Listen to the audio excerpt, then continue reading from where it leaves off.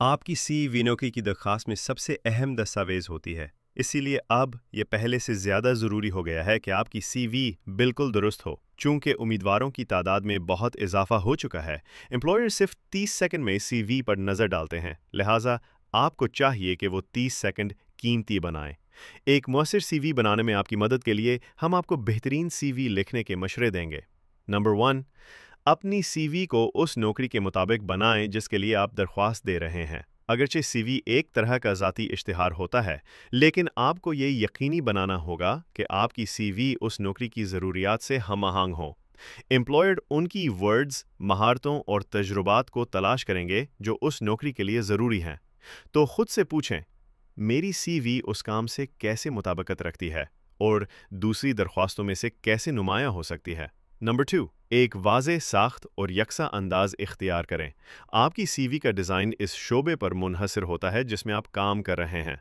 मसलन, अगर आप कॉर्पोरेट शोबे में हैं तो सादा और पेशा वराना सीवी टेम्पलेट इस्तेमाल करें, जबकि तख्लीकी क्रिएटिव शोबों में थोड़ा मुनफरिद और दिलकश डिज़ाइन काबिल कबूल होता है। किसी भी सीवी में वाज़ेह सेक्शंस होने चाहिए ताकि एम्प्लॉयर जल्दी से अहम मालूमात देख सके, और अगर आप एग्जीक्यूटिव लेवल पर नहीं हैं तो सीवी को 2 सफ़हात तक महदूद रखें।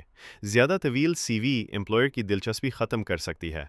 नंबर 3, अपनी सीवी में शामिल की जाने वाली ज़ाती मालूमात जानें।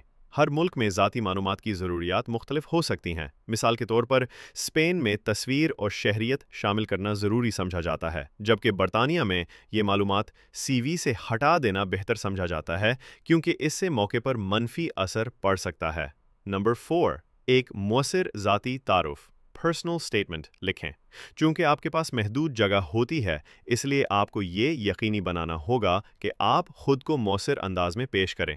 अपने तारुफ में अपने तजुर्बे की मुद्दत, नौकरी से मुतालिक महारतें और अपने कैरियर के मकासद को मुख्तसर और पुरअसर अंदाज में बयान करें। नंबर 5, अपने तजुर्बे और तालीम को दुरुस्त तरतीब से लिखें।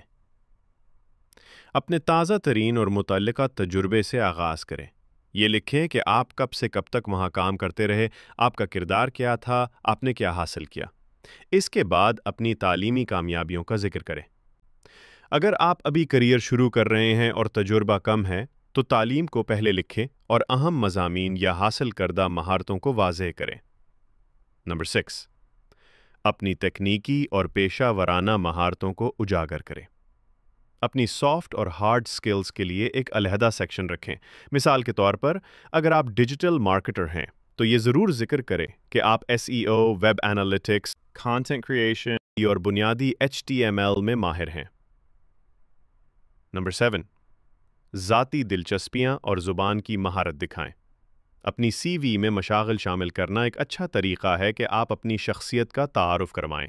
कंपनी कल्चर अब बहुत अहम हो चुका है, और अगर आपके मशागिल टीम के दीगर अफराद से मेल खाते हों तो ये आपके लिए मुस्बत साबित हो सकता है। अगर आप किसी दूसरी ज़ुबान में माहिर हैं तो उसे शामिल करें क्योंकि ये आपकी कदर बढ़ा सकती है। नंबर 8, अपनी सीवी को अच्छी तरह प्रूफ रीड करें। इसे स्पेल चेकर से गुजारें, थोड़ी देर बाद दोबारा पढ़ें या किसी दोस्त को दिखाएं। एक मामूली इमला की गलती भी आपको ख्वाबों की नौकरी से महरूम कर सकती है। अब जब आप जान गए हैं कि मुअस्सिर सीवी कैसे बनाई जाती है, तो आप अपने करियर के अहदाफ के एक कदम करीब आ चुके हैं।